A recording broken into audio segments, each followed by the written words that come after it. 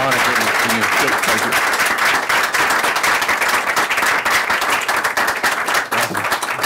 I feel like I'm at the Academy Awards, right? Okay. Thank you, Dr. Torrey and Congressman Murphy. Thank you. It's humbling. I feel like I'm just getting started. And when I heard about this, I said, how about if we do this when we pass the bill? But along the way, I guess we need to just remind ourselves that we're doing something important. I'm excited to be in this room with so many people that I've gotten to know in the context of this. I can't name you all, but I just think, for one, to have Tom Insel and Liza Long, an anarchist mom, at the same time is pretty incredible to me. People who have testified before our committee, along with so many other folks, Sally Satel's great writings on this, Saul Levinan, Harvey Rosenthal, and everybody else who's been part of this. Thank you. We have just started, but also thanks to Jennifer and Jeffrey, and in honor of Colin for supporting this event today. The kindness that you're showing us is what we see really coming out of the woodwork around the nation of so many people doing incredible things. And I'm here to try and make that happen. I have one vote in Congress, but along the way, as we have pursued this, we've continued to chip away and help other people understand what must be done. Every day there is a headline out there. Today is this the same as anything else. I got something from Congressman Billy Long about a policeman who was shot in his district by some fellow who's gone in and out of institutions. We've got a situation in Pittsburgh where a schizophrenic man has burnt down half a city block, said he went to get help, couldn't get it because they said he wasn't sick enough and wasn't threatening to hurt anybody at the time. The stories go on and on with this, but unfortunately, the solutions aren't there yet. When you look at the statistics on the problem, 4 million people with serious mental illness who are not in treatment, 110 weeks before the first treatment of someone with a psychosis. Psychiatric disorders that affect 12% of children who are 3 to 4 times more likely to be abused if they're mentally ill. 5,000 young people between the ages of 14 and 24 who die by suicide. 600,000 make a serious enough attempt to have to go to a hospital. 40,000 people in this country died last year by their own hands of suicide, and 1 million people attempted. A critical shortage of only 1 child psychiatrist for every 2,000 children. We only have 7,000, we need 30,000. The average life expectancy of someone with schizophrenia is 25 years less than the rest. A third of the mentally ill are homeless. A majority of the homeless are mentally ill. In some jails and prisons, half of the prisoners are mentally ill. We have closed down these institutions in hopes of saving a few $100 million per state, and end up spending billions per state on putting them in jail. 60 to 80% of those with serious mental illness are unemployed, and for those living with the most severe mental illnesses, the unemployments are as high as 90%. That's a terrible, terrible report card. And yet that was not enough to get people's attention, was it? And it still isn't enough. But look what the federal government has done over the years. We've closed those asylums, we've cut outpatient care, we shut down group homes, we restricted access to medication, we told Medicaid recipients who have both physical and brain illnesses they can't see more than 1 doctor in the same day. We've limited access to inpatient beds. We prevented families from being part of the care delivery team by blocking communication with doctors under HIPAA regulations. We spend $130 billion annually at the federal level on mental illness without accountability or results or working together. We give our own taxpayer dollars to anti-psychiatry groups that actively fight to keep the mentally ill out of treatment. And the federal government, we find, funds at least 112 programs and agencies across 8 departments. It's pretty phenomenal what we have here. It's not that we're not spending money. It's just that we are on something of a fool's errand in doing this in ways that's not done well. And yet we continue to have those problems, the ones I mentioned before in Missouri and Edward McDonald in Pittsburgh, who just burned down the half a city block, Ron Hunter, who just froze to death in Buffalo, New York, Michael Hoyt, who believed in Ohio, who believed that the Speaker of the House was responsible for Ebola, heard voices coming out of his car and felt he had to poison him. Now, what happens here is these are the tragedies of individuals, but what's also the tragedy is the families who don't see their sons and daughters, or we don't see our brothers or sisters or parents fulfill their dreams, cut short by mental illness. These are parents who are waiting for a mind to be fixed. And what we have to understand is what we have been doing for the last half a century just doesn't work. People have not been able to get the translational care from research to clinical practice that makes their brains healthy. And as Thomas Edison told us, vision without execution is hallucination. So I guess in this sense, we've all been guilty of living a hallucination because we have not put this into practice. We also have psychiatric care that we've allowed to be defined by lawyers. Now, God bless the lawyers who may be here or others out there, but they shouldn't be telling us what to do when it comes to treatment. And that is what we have yielded, perhaps out of fear or intimidation. We've let them do it for us, and that has to change. So, with that in mind, and after several hearings, going forward, we decided to change this. But I want to tell you some of the backstory, too, of why me. I did not run for Congress with the intent of changing the mental health system. I didn't run for state senate to change the mental health system. I wanted to change health care overall. People didn't listen to me then either. We could have saved ourselves a lot of money. But what happened when I was a child, growing up, I remember, I think I was 10 or 11 years old. We had a railroad track running in front of our house in New York Central. And it was one of those great things that every night I knew the 9 o'clock rambled by, and I knew every morning if the train ran by at 9, another one at noon, and in the summertime we'd go out there and watch the trains go by, put pennies on the tracks, you know, those things that boys do. And one day, waiting for the train, we just saw this light in the distance, and it didn't move, and it didn't move, and it didn't move. Didn't know what was going on. My dad came home later that day, and I said, what was going on with the train? And he said some person had escaped from the local asylum, Hawthorne State Hospital in Ohio, and laid down on the tracks to kill himself. That was really my first encounter with suicide. And I did not understand why someone would do this and why in such a horrible way. What was it that tormented them? Of course, in those days, we didn't talk about these things, right? I never learned much for years. We just didn't talk about those things. But what happened is the talk erupted here in this nation after the shootings at Sandy Hook. We've had other ones. We had Columbine at Virginia Tech, and we've had Tucson and Aurora. We know these tragedies by the cities they're in. I know them in my own district, LA Fitness Center, just down the road from my house, where someone had shot a bunch of women in the fitness center. In Pittsburgh, we had a person go into Western Psychiatric Institute and Clinic and kill people there. Franklin Regional High School had a young man who went and stabbed many children there. Luckily, nobody died. All these folks were people who had serious mental illness, either not in treatment or stopped taking treatment. So after all these hearings, and after realizing that we are the problem because we've been pushing this in the wrong direction, and because as a profession in the wide range of mental health, we are so disjointed that we have become the Jerry Springer family. You know, when you watch those up, that's a pretty predictable show. He just puts people up there, and no matter what they've gone in their lives, they revert right back to their dysfunction, no matter what it is. Myself, among psychologists, you get a bunch of psychologists together, they become dysfunctional pretty quick. I mean, in the sense you can't get them to agree to do things. It's almost along the lines of, you know, the devil you know is better than the devil you don't know, or the certainty of misery is preferable to the misery of uncertainty. And so we say, well, this is just the way it is, and I don't buy that. And I don't buy that because I heard so many voices from family members who said, we don't have to buy this. It can be better, and it can be different. So what we see is when we introduced the Helping Families in Mental Health Crisis Act, we really had some challenges in our mission. We knew what we did has to be transformational. This has to be major. We have to take the whole way the federal government operates and also push states into doing something that transforms how we approach this, from the ineffective to the effective. From take our word for it works, to saying no, it has to work.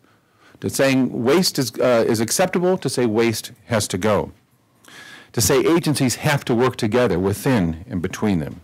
We have to take those old 1960s cosmic consciousness concepts and dump them and get them to understand that mental illness, severe mental illness, is a brain disease worthy of treatment. We also have to be translational. Benchtop research has to be transferred into effective clinical applications. No more of those things that will just push out grants from people who said, take my word for it, it works. No, no. We have advanced enough in our field to understand empirical research ought to be there, and we can set up the designs to make sure it does. Unless we do that, and we just use word of mouth or take my word for it approaches, then anybody can say anything and it is acceptable. And then you ask yourselves, are we just as insane? And the third thing is it has to be transcendent. It has to move us forward from where we are over the horizon, over to new philosophies, not limited by things in the past. Not look at what has been and say that's what must be, but transcend those things to say we have to have a system that's always moving forward. So our goals then became, one, turn a system of pessimism, closed doors, and bureaucratic hurdles into one that embraces innovation, evidence-based work, a spectrum of treatment options that fit the patient's needs, not the needs of the agencies. Two, renovate those federal agencies to redesign their approaches to care and research, to be more effective, to integrate within and across disciplines, to coordinate care between agencies and departments and specialties. And three, we don't just ask for accountability, transparency, and innovation, and we don't just welcome it, we're going to demand it. And that's what has to happen to changes. So here's what the Helping Families in Mental Health Crisis Act seeks in rebuilding a broken system to help those who need it most. First of all, there's some things that we agreed upon out of the block when we've talked with groups about this. We need to improve community mental health services by integrating mental health and primary care at community mental health centers. Two, we have to protect access to life-saving mental health medications for those on Medicaid and Medicare, the protected classes of drugs, which you've already seen some movement on. Three, we have to reauthorize federal anti-suicide programs, which we've moved forward on. Four, we have to expand the use of health information technology from mental health providers so they can work with other physical medicine providers. Five, we have to expand research at the National Institute of Mental Health, especially in some of the brain paradigms, et cetera. And on these issues, there's significant common ground. We're moving forward on these. But we also need to fix this system where it's broken. And this is where we come up with those who are mired in the old ways and they don't want to change it. But you know, this goes back to the issue, I'm a psychologist, I'm going to help you change, I tell them. What's that old story? How many psychologists does it take to change a light bulb? You know the answer, it takes one. But that light bulb has to want to be changed. If you don't want to be changed, we'll vote you out. Key on this list is having a new office, the Assistant Secretary for Mental Health and Substance Abuse Disorders. We want this person to be a professional in the mental health field with experience in clinical and research. This person's goals will be threefold. One, they're going to reform the grants and programs within the agencies, particularly within HHS, but to evaluate their work, to coordinate efforts to get them to work together, to elevate those that work and eliminate those that do not. Second on the list is have them do an annual report to Congress of the state of the states, what states are doing, what are their model programs, what are the best practices, how are they faring on so many measures that are out there, and even look at those things which it's hard to get data on. We know some things about suicide rates and suicide attempts and substance abuse rates and substance abuse deaths, but we also need more hard data on issues involved with incarcerations and arrests and jails and employment and reemployment among the mentally ill and what states have done to make those things happen or not happen. We also push towards making sure that we implement and monitor the parity program. The Assistant Secretary will be assigned, because nobody is right now to do this. We passed a bill over 5 years ago on mental health parity. It took us 5 years to get the regulations. Do we have mental health parity yet? No. It has to happen. So those are the three key things that the Assistant Secretary will do, and he or she will have their hands full. But there's other reforms that must happen in order to help families and help individuals with mental illness. One, we have to fix this same-day billing rule. You know, two doctors really can see a patient in the same day. Children's Hospital in Pittsburgh did a study on this, and when they have the direct handoff in the pediatrician's office, where the pediatrician working with the family says, we'd like you to see Dr. Smith right now, versus referring them to someone, when they have the immediate handoff, it's over 99% follow-through versus just at 50.4% if they're given a name and told to call them. That's pretty significant. Number two, we have to fix the shortage of inpatient psychiatric hospital beds and end the federally sanctioned discrimination against those with mental illness on Medicaid by allowing them to access inpatient care where they need it. This allows us to also stop boarding people within the emergency departments, another cruel practice.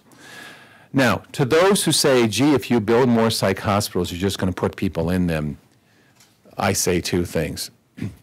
First of all, we are not going to bring back the asylums of the 18th century. That's not going to happen. Those were places where people put people away because we had fear and we didn't know what to do with them. But second, when we built cancer treatment centers, we didn't cause cancer.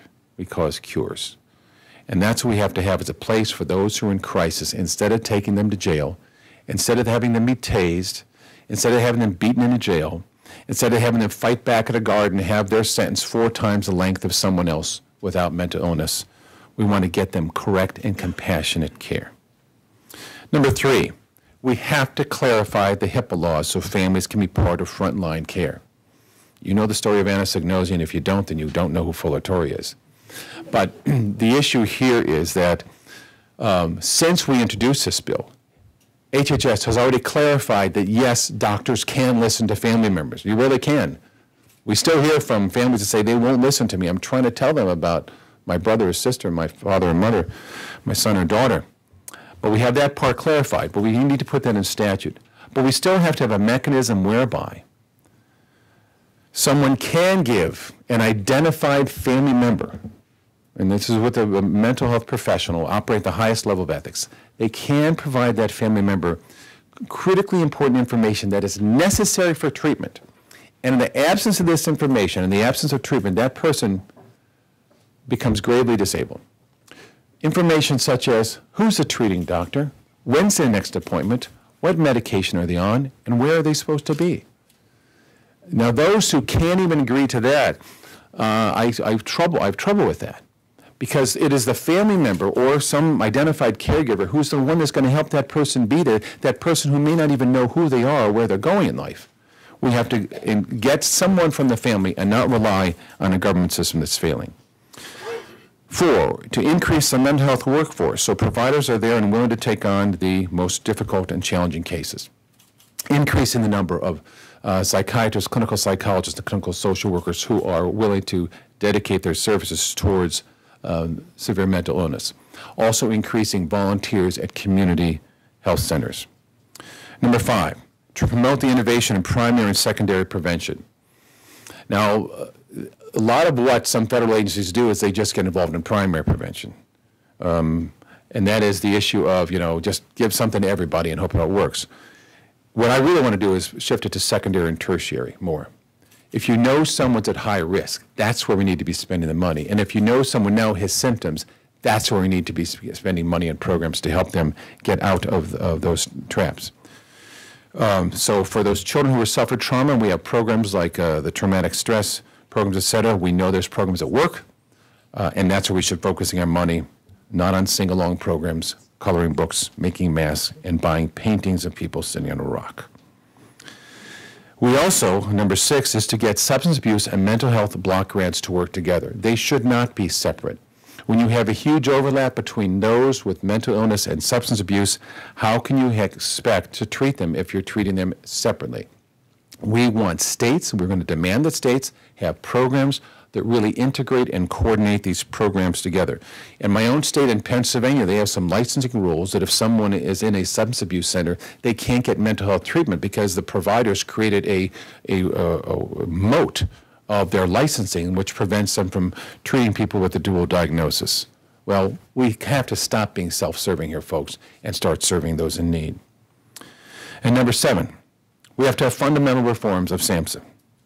Now, SAMHSA just put out their request, their 2015 budget request, and I was reading it this morning, and you think that everything is fine in the world and there's absolutely no problems. Page after page after page of saying everything's fine. It reminds me of that scene of Animal House when the people on the street were rioting, and who was that actor that was saying, remain calm?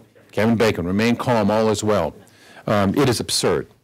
It is absolutely absurd. And an agency that does not realize the folly of some of its actions is an agency that doesn't deserve to continue to do the same thing. The organization and spending has to be reviewed. Since SAMHSA has created, if you look at the report card of things, substance abuse has increased, death by substance abuse has increased, suicide, incarceration, unemployment have all increased. Show me the metric of success here other than saying, take our word for it, our programs work. The record's a failure. What we have to make sure is that our block grants work together, that states are encouraged and rewarded for coming up with innovative programs. They report those, and the fact that the Assistant Secretary will gather this information together will help show other states what to do. Not coming out of just Washington, D.C., but what states can do. We also want to make sure that states have programs for those who are gravely disabled, not just those who commit a crime, who are now in jail, but for those who are in that revolving door of going in and out of jail, of homeless shelters, of living in subpar housing. There has to be some kind of a way that the states work with this. Assisted outpatient treatment is one of those ways. Let's look at other innovations, but states are going to have something there. The states are going to report on their programs. They're going to tell us what's working, and we're going to find out what's not working. And we want the grants revised. So these are innovation grants. We want ideas that are new, but ideas that work. Ideas that are based upon some sound research foundation, but then can be applied. When SAMHSA first came out, that's what it was supposed to be. That was supposed to be the applied wing that NIMH, and they had this, I don't know if it was an amicable separation or a bad divorce, but whatever it is. I used to do a lot of child custody work when I was a psychologist. That's what drove me to politics, I guess, because I thought it was a lot easier. But we're going to get people to begin to work together and be cooperative, and no longer use things as take my word for it, and that's not evidence. We are going to move forward in these things. We are going to keep good programs like the National Child Traumatic Stress Network and Minority Fellowship Program. We'll keep a lot of other things, but these are taxpayer dollars, and taxpayer dollars that should not be measured just in terms of the dollar value. But understand, if it's not helping the severely mentally ill out of treatment, with effective treatment, I'm not going to tolerate it. I'm not going to turn my back on those in jail, or those living under a bridge, or those who parents live in fear of, or those of family members who cry out every day for help. I will not turn my back. And despite those who are out there trying to tell all of us we're not going to do this, we have to be a strong voice that grows.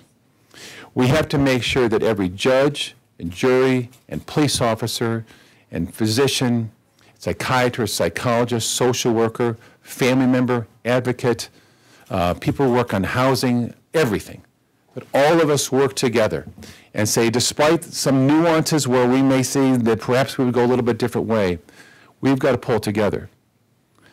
This is an important moment in history, Not just perhaps for the last 50 years, but perhaps in the history of our nation, where we have moved from the days of Dorothea Dix and Benjamin Rush, of looking to see what we do for those with mental illness, to the days now when we understand this new paradigm. Only last summer, when 108 genetic markers now for schizophrenia, now genetic markers for bipolar, where we see some other studies on the prodromal developments of the brain, of what happens with the hippocampus and limbic system, the frontal lobe, and new functional MRI imaging. It is a phenomenal growth in what we know, but the federal government cannot hold that back. I would say that for those who want to hold us back and say just keep the old ways, they may not work, but at least I have a funding stream. What we have to be motivated here is something that is much stronger. And it may not be a concept that we can measure much, but is the concept of love for our family members who are out there who have suffered enough. I would match that up against anybody else. And that is what has to keep us going through this. So, as we move forward, as we reintroduce this bill in a few weeks after we do some other polishing and tinkering in this, help us get members of Congress on board. We had 115 co-sponsors before. We want to get more. We're already talking to several senators who have expressed an interest in this. Roy Blunt, Chris Murphy, Lisa Murkowski, Bill Cassidy, of course, will take the lead on this, and others. There's other senators as well. Talk it up. We have to work on bicameral and bipartisan on this. I may not be prone to making campaign promises, because I always say you have to be careful with that. But I promise you this in my life. I will not rest, I will not yield, I will not give up, and I will not turn my back until we fix this problem of helping those with severe mental illness in America. Thank you very much for all you do, and thank you for this recognition today.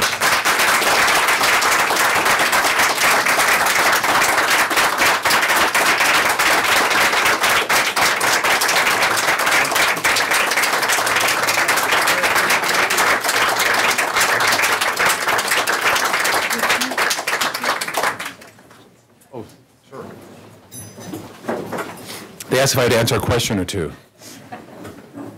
I'll see what I can answer. Any questions for me? Yes. Hi, Congressman. How are you? Good to see you again. Thank you so much. Congratulations. You mentioned. Can you say what organization you're with? Sure. Debbie Plotnick, Mental Health America.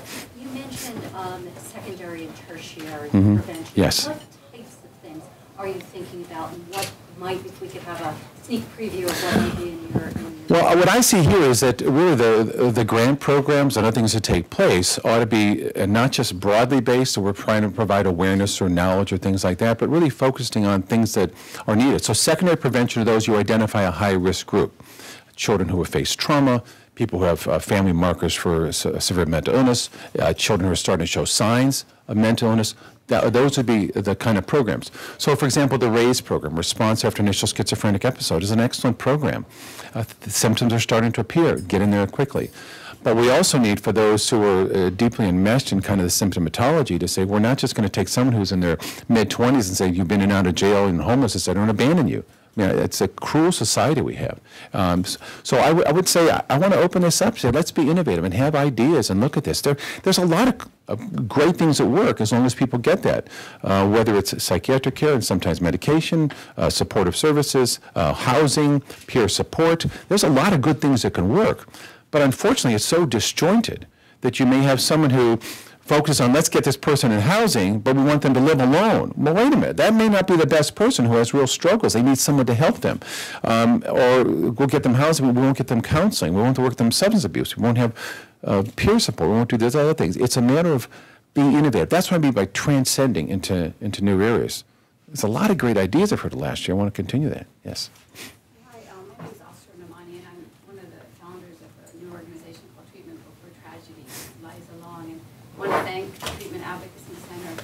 I mean, we're among the families that consider you a hero, and you don't have to convince us of the crisis that exists in our families. What I think it would be really important to recognize is why the legislation is so important for all people in society.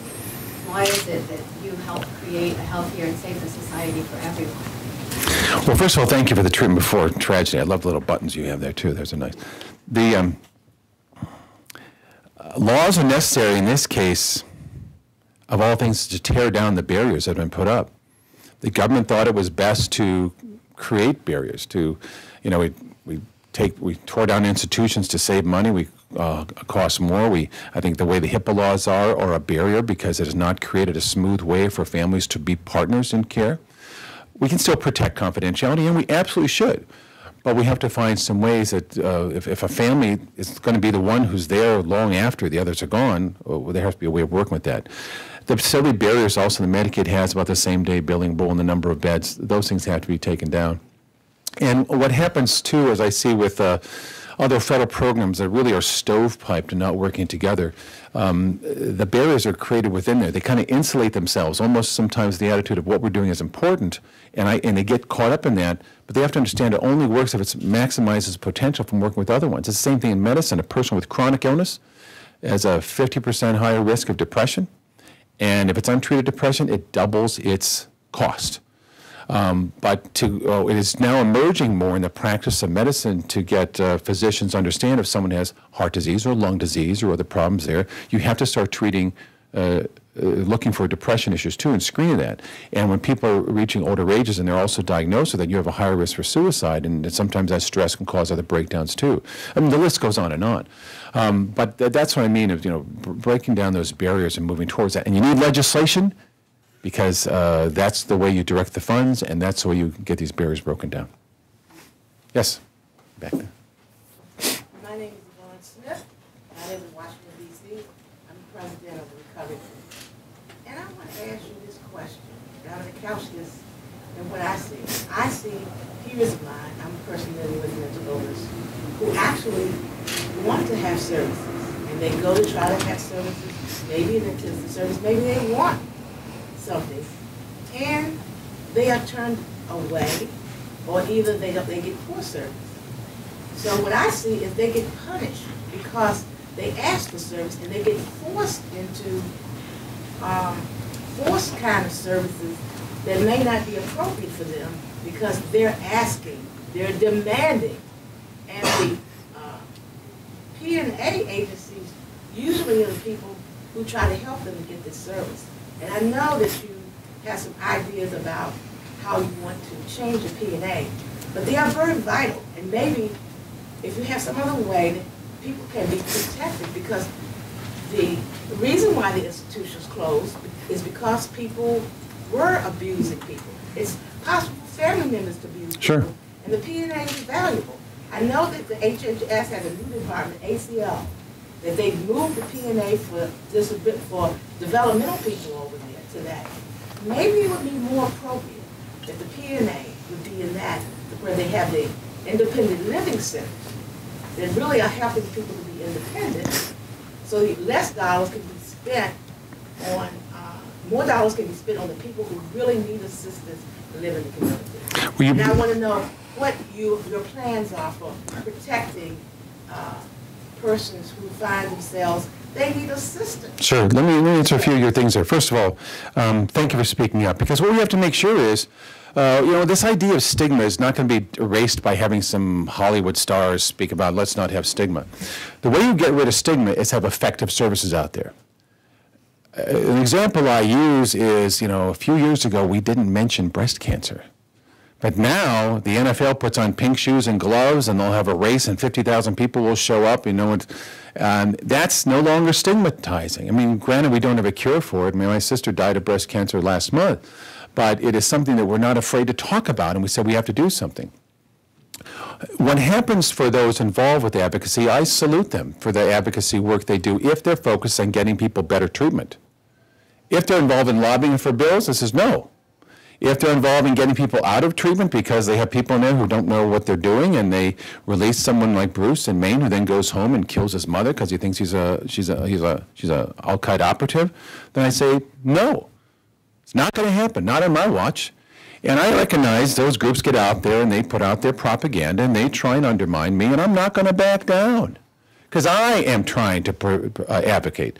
I am working to protect their services. You had mentioned about those institutions. Nobody wants to bring those back. Nobody. We're not going to do that. But what we have to make sure is for folks like you and everybody else, that when someone does place a call, they get help. That's where we should be spending it. Do you know that SAMHSA announced yesterday they have a hotline activated to help people who are struggling with the snow? Are you kidding me? That's your tax dollars at work. Now, when I was a kid, I took a sled out. And if it was too cold, I stayed in the house.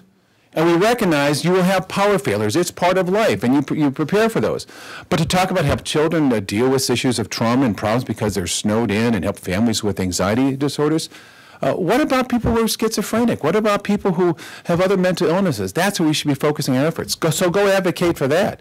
I want to see them focus on those things, and I will praise them and back them up for that. That's important. But what about the P&A, sir? What I'm saying is sometimes children... Yeah, listen, you can help unless there's a lawyer involved. I understand, and you may be their spokesperson assigned to come to this meeting today, because they usually send someone. But look, here's the takeaway. I'm with you on getting those things. And I recognize some of the work they do. In Pennsylvania, they just challenged the prison system, which was very important. When people with mental illness go into jail and they're likely to get in fight, what was that Rikers Island story that came out in the times or something, and to say people shouldn't be in jail, they shouldn't be tased for this, they should be getting help. Absolutely, I'm all for that. Never said I wasn't. I am absolutely for that. But the idea of stopping people from getting treatment, no, not going to happen. People need to have access to treatment and quality treatment. People need to, okay, next question. Yes, Liza. Thank you. I feel like our table's spoken a lot. That's okay. I'm sorry. This whole room is filled with advocates. My name's Liza Long. I am a mom of a child who has bipolar disorder. I'm a blogger. I'm the woman who wrote the phrase, I am Adam Lanza's mother. Obviously, I'm not because I'm still alive. And I'm just really grateful to you, sir. Oh, I guess I'm also here from NAMI Boise and Treatment Before Tragedy, so shout out to NAMI Boise. What I want to ask, I heard a lot about help for children in this new version of the bill, and I want to thank you for that. But kind of to your snow remark. So when I go onto SAMHSA's webpage, and by the way, I'd never heard of SAMHSA through about 10 years of trying to get my child a diagnosis. And like many parents, my child's diagnosis was kind of like a Ouija board. How are we going to help families like mine through this bill? What will it do? Will I be able to go onto SAMHSA's webpage and actually get information that will help families like mine and kids like mine? Well, I would like that. I would like there to be one-stop websites to help people understand here are some symptoms, here are some concerns, here are some providers who can help you, here's the spectrum of services, what to do when you're not getting the services, what to do when something stands in your way, whether it's not provided in your community or your state, how you should speak up if they said there's long waiting lines or there's no room, etc. It should have a lot of those things in there. That's where the effort should be, and that's where the money should be spent along those lines. But also, as we work towards innovation in this, work towards innovative grants and developing other programs in the states, you know, I see this because I've been traveling the country and meeting with people in different sections, and I see some, wow, here's a really great program in Florida I saw. Here's a really cool one in Nebraska I saw. I like this one in North Carolina. I was just at the Lowry Center yesterday in Bethesda area. There's some pretty great programs out there, but we have to make sure they're models that expand and replicate. So there's options for people like your son. That's the key thing I want to see happen. Yes, sir. Scott Bryant, Comstock, Children's Mental Health Network, LRA Congressman. Good to see you. So first I have to say I got a text this morning from some of our members in Pittsburgh. This is very painful for me to say, but they wanted me to tell you that Steeler Nation sends its love. Okay. A long-time Oakland Raider fan, that's really hard for me to say, Congressman, but I'm sharing that with our group. But the specific question... We did catch that football that day, so go ahead. A real area of interest for us is the relationship between SAMHSA and NIMH, and we're very excited that this is going to be part of the conversation. We're going to be holding some gatherings to look at this, and what I'd love for you to talk about is your vision for, you know, if this is successful, the bill gets passed, and things, we're in the future, what does that relationship look like? What is Tom's group over there providing to SAMHSA that's going to help that organization be successful in its more community? Well, it should be actually not just limited to SAMHSA, but throughout these 100+ organizations of the federal government. So Department of Defense and the Veterans Administration have most of the mental health programs. But even, for example, DOD spent, I think, $125 million on a resiliency program, which the Institute of Medicine concluded didn't work. So I'm wondering, how was it set up? Was it really sound science to begin with? Did they even measure it correctly? It may have worked, and we didn't measure it correctly. I know there are some resiliency programs that in my Navy work I see it with the Navy SEALs, et cetera, they do, which are really good and very effective, and the Marines have done some great things. So it's a matter of combining that research arm to understand how do we look at things to design programs so they can be evaluated and evaluate them along the way so you can then disseminate that.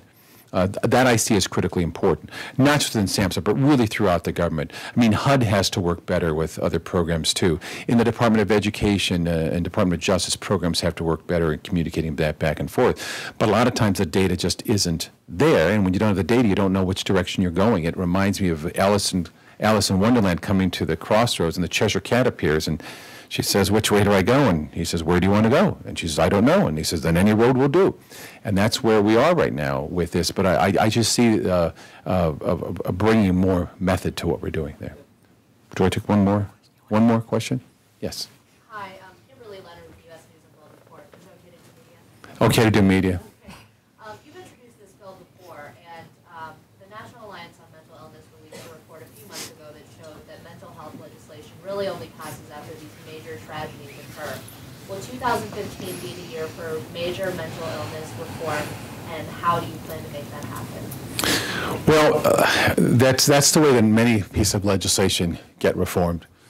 When the Exxon Valdez broke apart, legislation came through for designing tanker ships. When there's highway tragedies, when I just oversaw a series of hearings on General Motors, that will lead to more changes within GM. But this bill encompasses more than just the tragedies. I mean, I have in my office photos that parents from Sandy Hook Elementary gave me of their children and their family members. I have them there on my table in a place that I know I will see every day. And perhaps other members of Congress should have those in there too. Not just of those children, but of the family members across America, to inspire members of Congress to say, please don't forget our family. Those, not just those who are gone, but those who are living. I've continued to discuss this with the Speaker, the Majority Leader, and the Whip. There is not a time that I go on the House floor that someone doesn't say to me, what are we doing with the mental health bill? Both sides of the aisle. I hear it all the time from members of Congress. The energy is there. The push has to continue on. And as we work towards refining this and tweaking it, perfecting it, as Patrick Kennedy likes to say, we'll reintroduce it in a couple of weeks and hopefully move it soon. But we have to be moving it, because I don't want to see, none of us want to see another day where another tragedy occurs and we scratch our heads and say, we could have done something about this. We could have made the changes. I think overall what happens is we will, in moving forward into this, reach a point now where we recognize not only does it have to be done, but we will make it happen. And I thank you again for all your advocacy work. Don't let up, folks. Put the pedal to the metal. We have to make this work. Talk to every member of Congress and everybody you know to contact them as well in the House and Senate.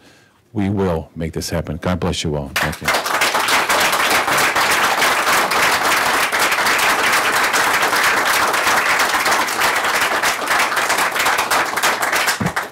Thank you, Congressman Murphy.